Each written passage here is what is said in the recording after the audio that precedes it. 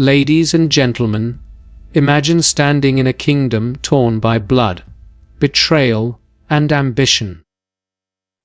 The smoke of civil war has barely cleared, and already a new dynasty rises, not upon the strength of its sword, but upon the strength of its story. This is the world of the Tudors. For centuries, we have heard the tale of the ruthless Richard II, the twisted tyrant who murdered his nephews and brought ruin to England. But pause for a moment. Whose voice told us this story? Whose ink shaped the legacy of the House of York? The answer lies not in the truth of history, but in the artistry of propaganda. The Tudors, newly crowned and deeply insecure, needed more than armies to secure their rule. They needed legitimacy. And so they painted their predecessors, the Yorkists, in the darkest shades imaginable. Richard III became a monster, Edward IV a figure of corruption, and the entire House of York a symbol of chaos and sin. Yet the evidence tells us something different. That the Yorkist kings were not villains, but victims of a grand political illusion. Consider the tools of this manipulation. Plays written under royal favour, chroniclers rewarded by Tudor gold, and public sermons preaching divine approval of the new monarch. Shakespeare himself, under Elizabeth I's patronage, crafted Richard III into the hunchbacked villain we still imagine today. History, once a record of truth, became a theatre of power. And yet, beneath these layers of myth, the House of York whispers its own defence. Archaeology, letters, and contemporary accounts suggest that Richard was not the monster of legend, but a man, complex, flawed, perhaps even just. The Tudors, in their hunger to secure the crown, did what every ruler fears admitting. They rewrote the past to protect the present. So, what then is the truth? The truth is that history is rarely a mirror. It is a lens, ground and polished by those who wish to be remembered. The Tudors may have won the throne, but in doing so, they waged a quieter, more enduring war, a war for memory itself. And perhaps, as we look back through the centuries, we must ask not who was right, but who was heard. The power of narrative, in the hands of the Tudors, was nothing short of revolutionary. When Henry Tudor emerged victorious at the Battle of Bosworth in 1485, his victory was far from absolute. His claim to the throne was fragile. A threadbare tapestry, stitched together by a distant claim through his mother's lineage and the sword of conquest. To survive, he needed more than victory. He needed a story. A story that would make his reign seem not only justified, but divinely ordained. And so began one of the most sophisticated acts of historical storytelling the world has ever witnessed. The transformation of war into legend, and legend into propaganda. The Wars of the Roses had left England wary, divided, and uncertain. The blood of rival nobles soaked the land, and loyalty had become a dangerous luxury. Amidst such chaos, the Tudors found their opportunity. by reshaping the memory of this brutal civil conflict. They could claim to be the healers of a broken nation, the dynasty destined to bring peace, where the House of York had brought destruction. But to achieve that, they needed to control not just the throne, but the very narrative of history itself. The Tudors realized something profound: power does not reside solely in armies or crowns. It resides in the stories people believe. They began a campaign to redefine the past, turning their predecessors into villains of convenience. Chroniclers like Polydore Virgil, writing under Henry VI's commission, painted the Wars of the Roses as a nightmare of Yorkist tyranny and moral decay, a chaos from which the Tudors, by divine providence, had rescued the realm.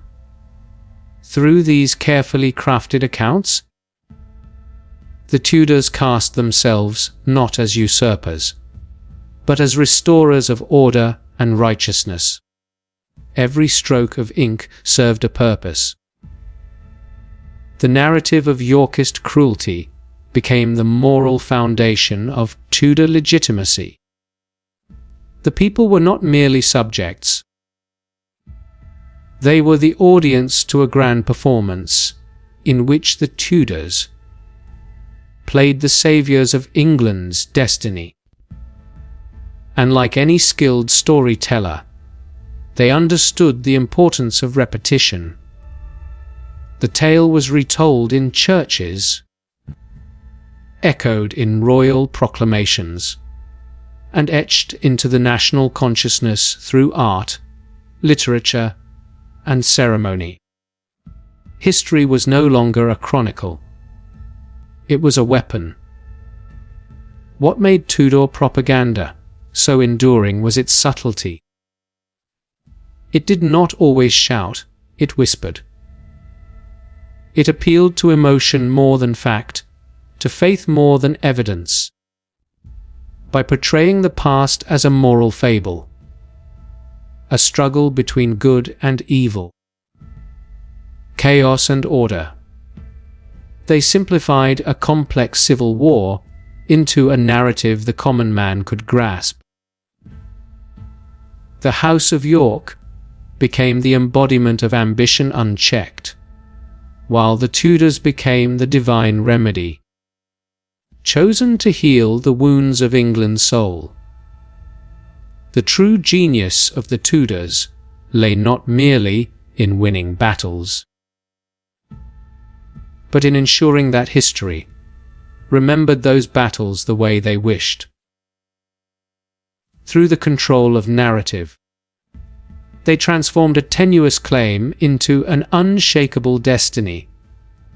They understood, centuries before modern politics and media, that stories shape power more deeply than swords ever could. And in that understanding, they rewrote not only their own past, but the memory of a nation. The demonization of the Yorkists was perhaps the most calculated and enduring maneuver in the Tudor arsenal of power. When Henry Tudor seized the crown from Richard III, he did not merely defeat a rival. He inherited the burden of proving his right to rule. His bloodline was weak, his claim precarious, and his position uncertain. He needed to ensure that his victory appeared not as rebellion or usurpation, but as divine justice, the triumph of good over evil. To achieve this, the last Yorkist king, Richard III, had to be transformed from a fallen monarch into a moral monster. In this act of character assassination, the Tudors found their greatest ally in propaganda. weaving a tapestry of lies, distortions, and exaggerations that would linger for centuries. Richard III's image was systematically reshaped from that of a capable, if controversial, ruler into one of history's most infamous villains. The process began immediately after his death at Bosworth Field. Henry VI ordered the destruction or alteration of Yorkist symbols, badges, and heraldry, while ensuring that chronicles written under his reign depicted Richard as a tyrant who had brought England to ruin. Every act of governance, every political decision made by Richard, was reinterpreted as evidence of cruelty or deceit. Even his physical appearance became a tool of manipulation. Descriptions of a hunchbacked, deformed figure, twisted in body as in soul, were circulated to equate physical imperfection with moral corruption. It was not enough that Richard was defeated. He had to be discredited in memory. Literature became one of the most powerful weapons in this campaign of vilification. Under the Tudors, writers and historians eager to curry royal favour painted Richard as the embodiment of evil. Sir Thomas More's History of King Richard III, written during Henry V's reign, presented a chilling portrait of a scheming, murderous king who climbed to power through deceit and bloodshed. Though written decades after Richard's death, More's work set the tone for every retelling that followed, blending historical rumour with moral allegory.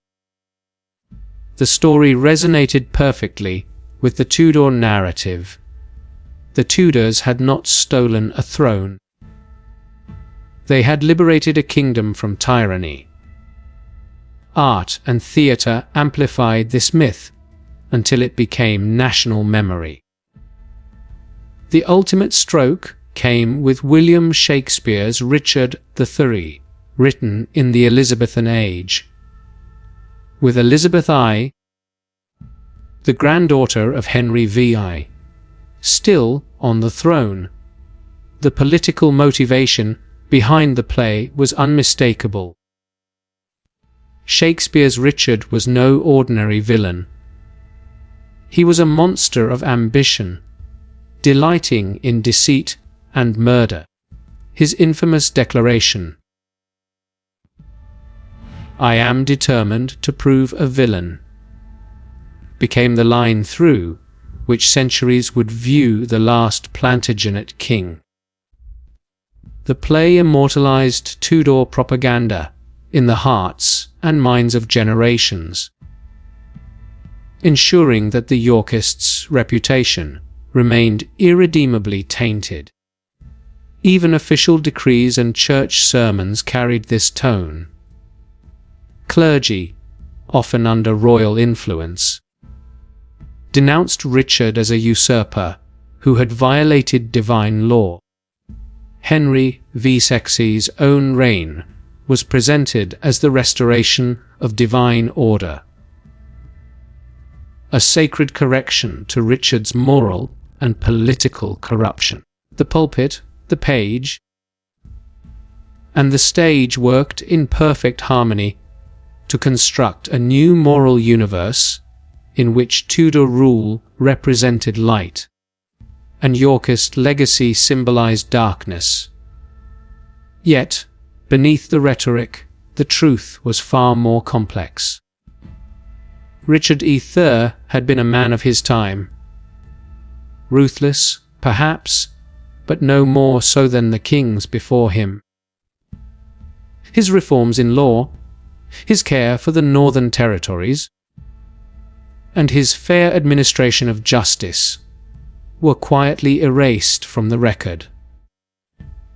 What remained was a caricature, a monster born of fear, need, and political convenience.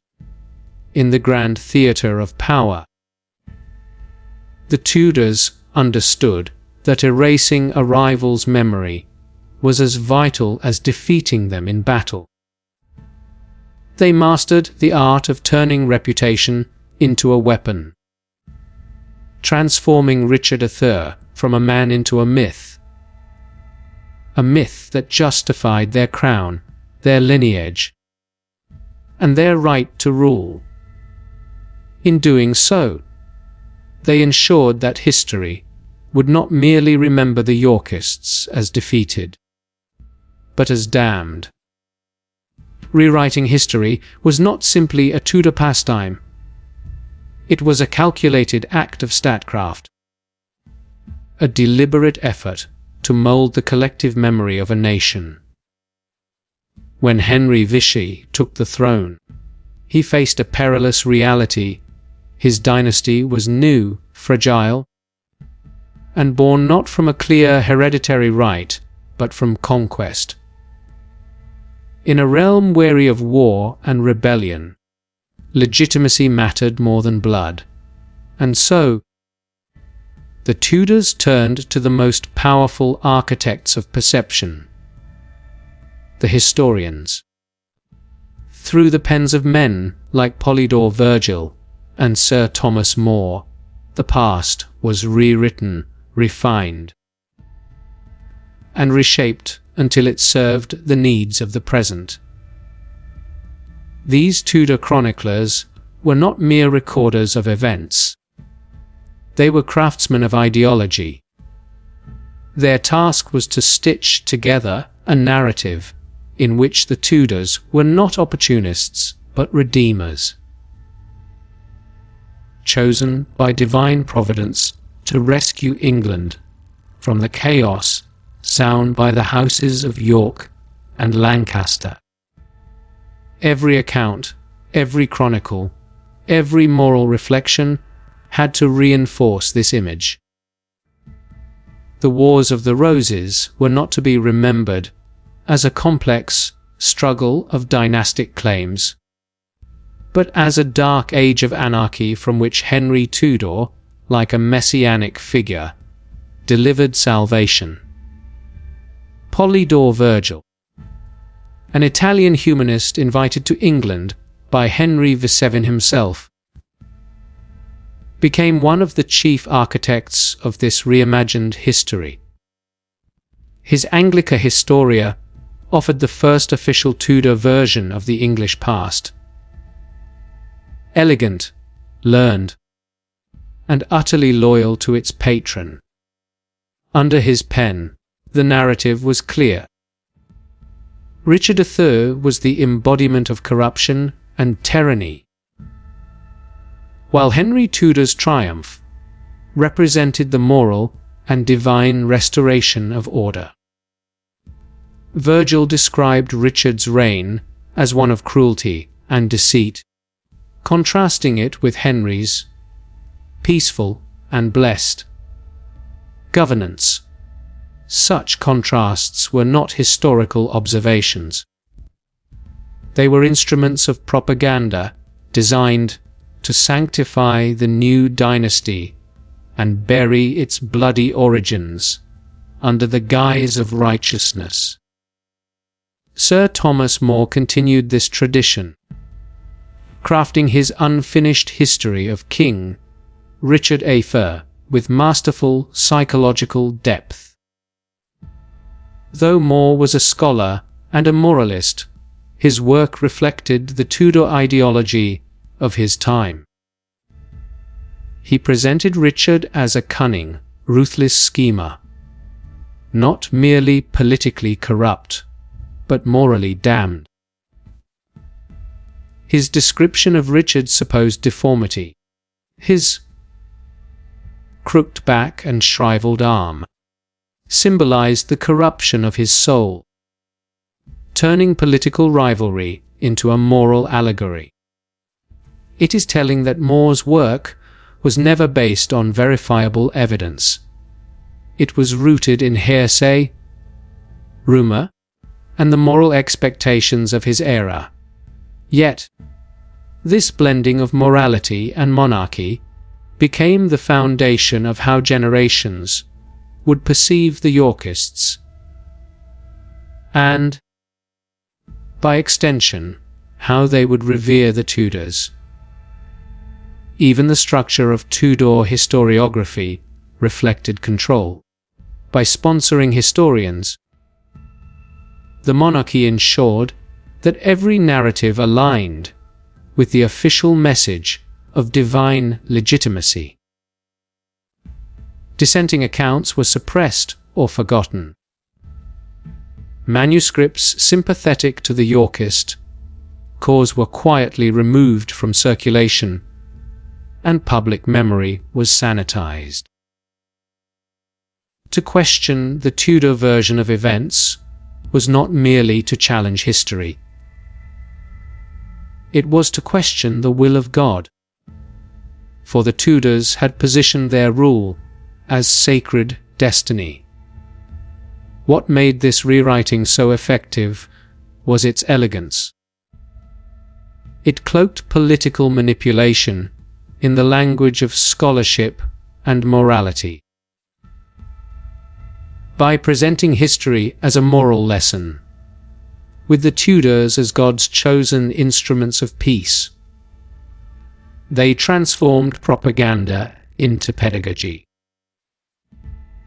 Generations of Englishmen would grow up believing that the Tudor victory was not an accident of battle, but the culmination of divine justice. In the shadow of such storytelling, truth became pliable. Facts bent beneath the weight of royal favor, and the complex realities of the 15th century were reduced to a simple fable. The righteous triumph of the Tudors over the wicked Yorkists. It was history not as it happened, but as it was needed, crafted by those who understood that the past, when rewritten, can secure the future. The Tudors understood that power was not sustained by the sword alone. It was nourished by the stories a nation told itself. And so they turned to culture, to art, theatre, imagery, and ritual as instruments of persuasion. In an age when few could read, visual and spoken symbols were far more potent than words on a page. Every coin struck, every portrait unveiled, every sermon preached in a candlelit church carried a message. The Tudors mastered the art of embedding propaganda into the very fabric of English life, crafting a cultural narrative that sanctified their dynasty while condemning their Yorkist predecessors to infamy. From the moment Henry Vasari took the throne, symbolism became the silent language of power. Coins, the most widely circulated objects of their time, were among the first tools of this transformation. The king's image, serene and crowned, appeared on every silver groat and penny, a daily reminder of the stability and divinity of Tudor rule. Gone were the emblems of the White Rose of York. In their place bloomed the Tudor rose, a carefully designed fusion of the Red Rose of Lancaster and the White Rose of York. This emblem was no mere decoration. It was a visual declaration that the Tudors had ended the division of England and united the warring houses. Yet, beneath this promise of peace lay a quiet erasure. The Yorkist identity was not preserved, but absorbed. its legacy reduced to a symbol of reconciliation under Tudor dominance. Portraiture, too, became a battlefield of perception.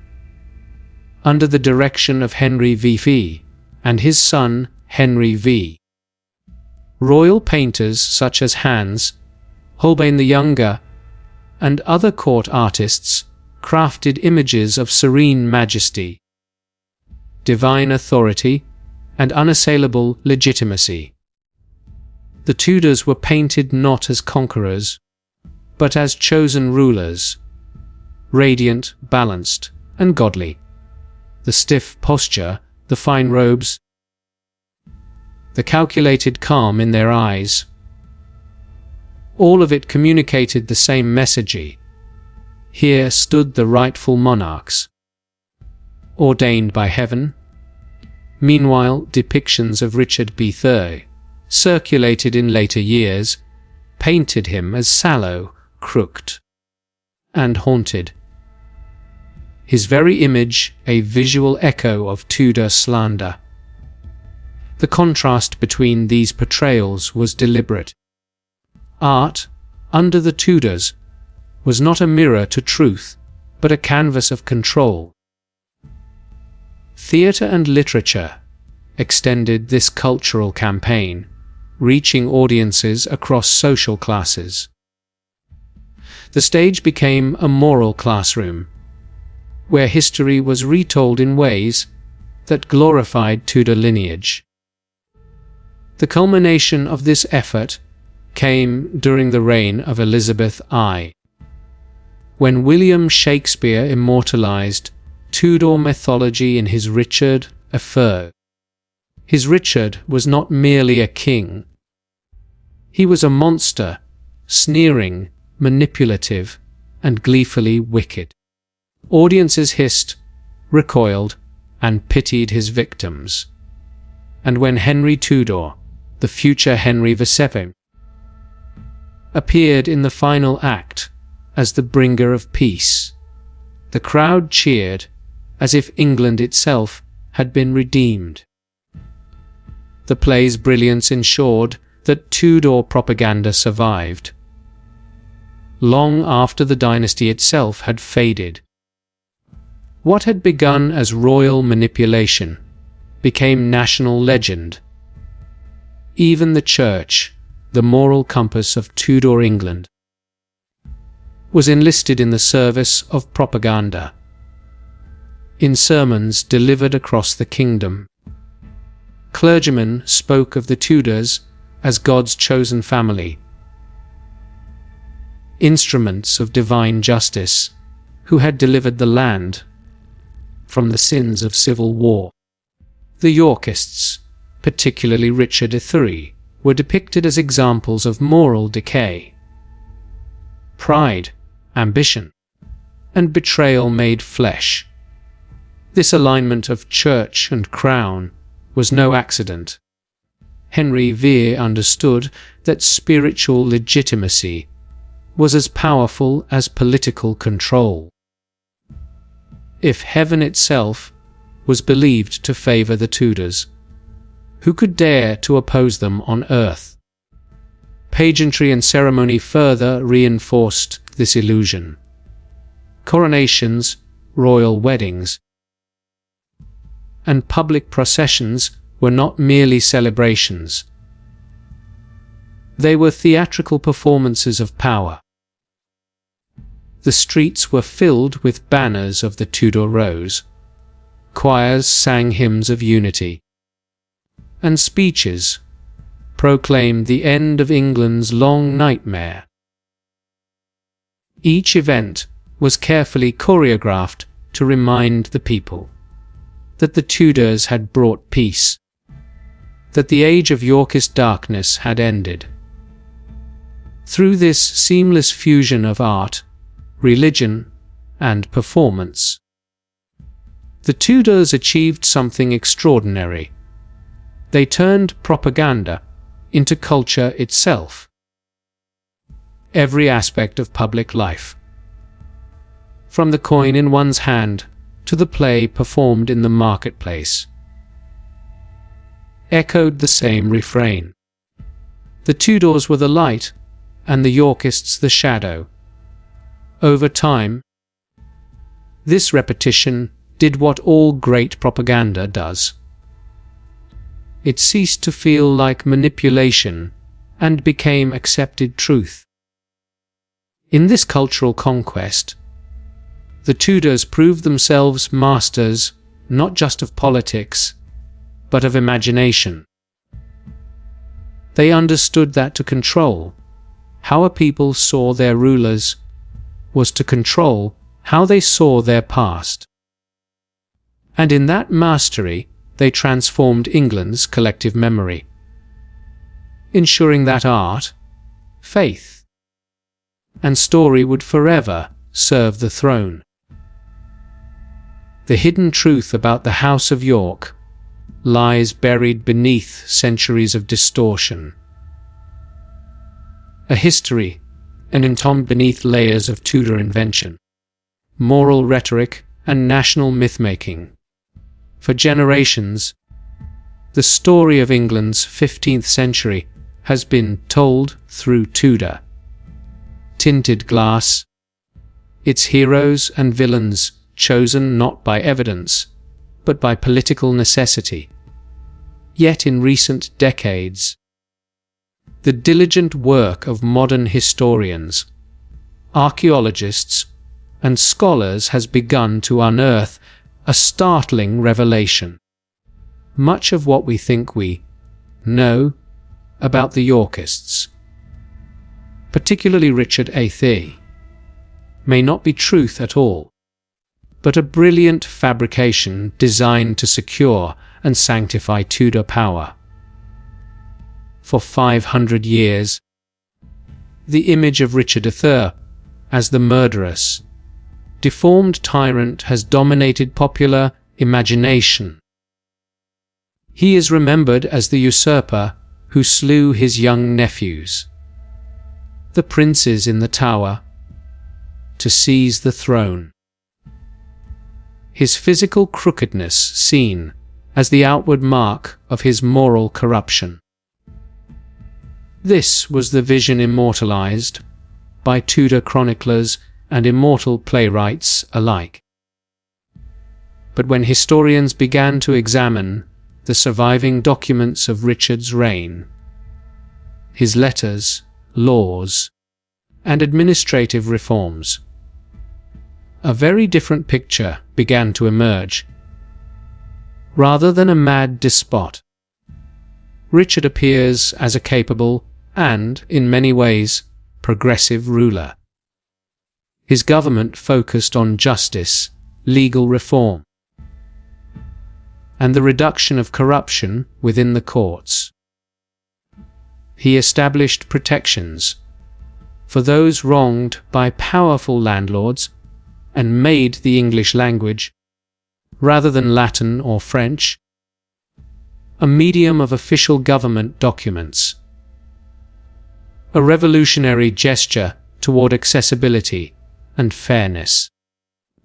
Archaeological evidence, too, has played a powerful role in challenging the Tudor myth.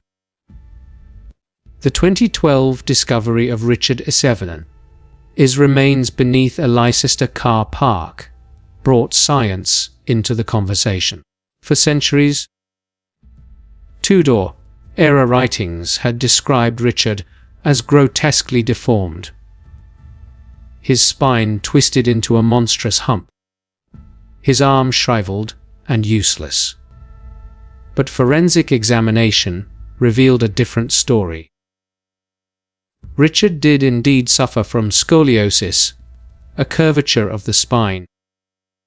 But it was mild, the kind that could easily have been concealed under armor or clothing. His skeleton bore no evidence of deformity that matched the lurid descriptions spread by Tudor propaganda. In life, he would have stood straight and strong, a far cry from the crawling villain conjured by Shakespeare's pen. Modern historians have also questioned the infamous story of the princes in the Tower. While their disappearance remains one of England's greatest mysteries, there is no conclusive evidence linking Richard to their deaths. In fact, contemporary sources, those written closest to the events, are strikingly silent on the accusation.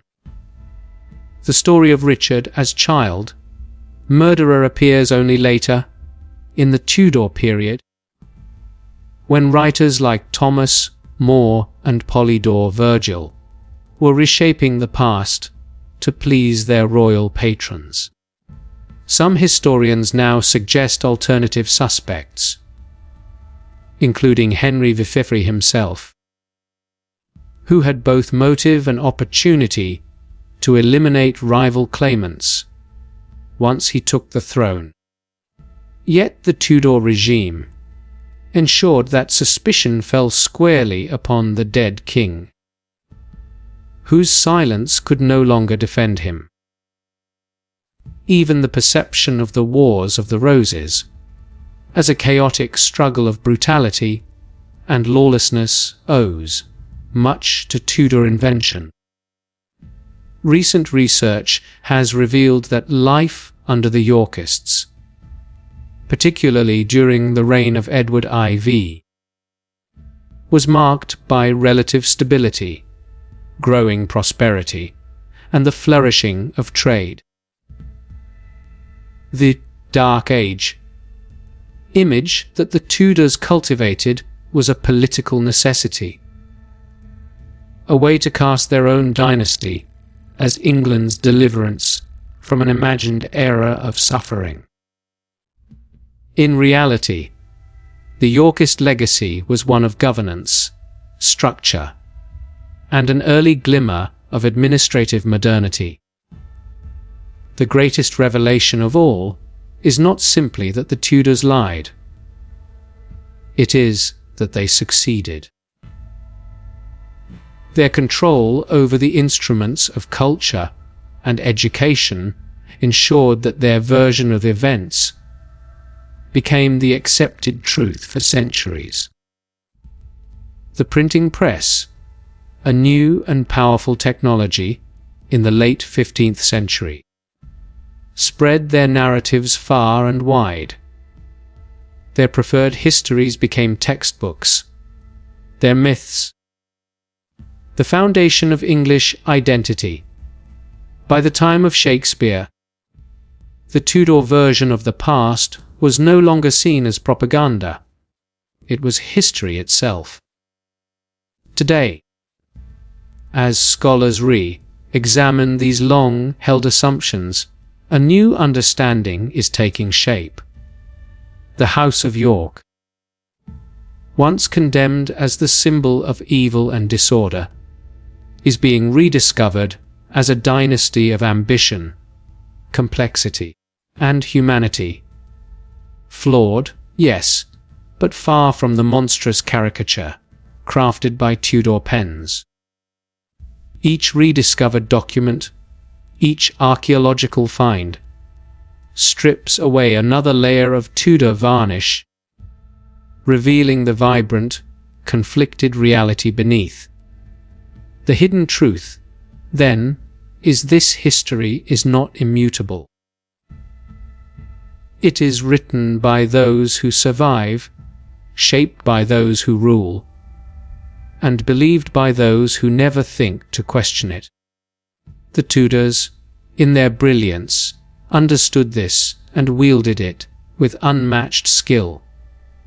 But now, centuries later, the veil they cast is lifting, and the voices of the Yorkists, long silenced by power, are beginning to be heard once more. And so, as we peel back the gilded layers of Tudor triumph and gaze upon the truth long buried beneath their legend, we are reminded of a sobering reality. History is not a fixed record of what was, but a reflection of who tells it. The Tudors mastered the art of shaping memory, turning conquest into destiny and deception into heritage. Yet, even the strongest myth cannot withstand the patience of time and the persistence of truth. Today, as evidence restores the voices of the Yorkists and challenges centuries of distortion, we find not villains and heroes, but human beings, ambitious, flawed, and complex. Perhaps that is the truest history of all. For every age rewrites its past to justify its present, and in that act, we see ourselves reflected. The story of the Tudors and the House of York, then, is not merely a tale of kings and crowns. It is a lesson in how power shapes truth, and how truth, no matter how deeply buried, will always find its way to the light.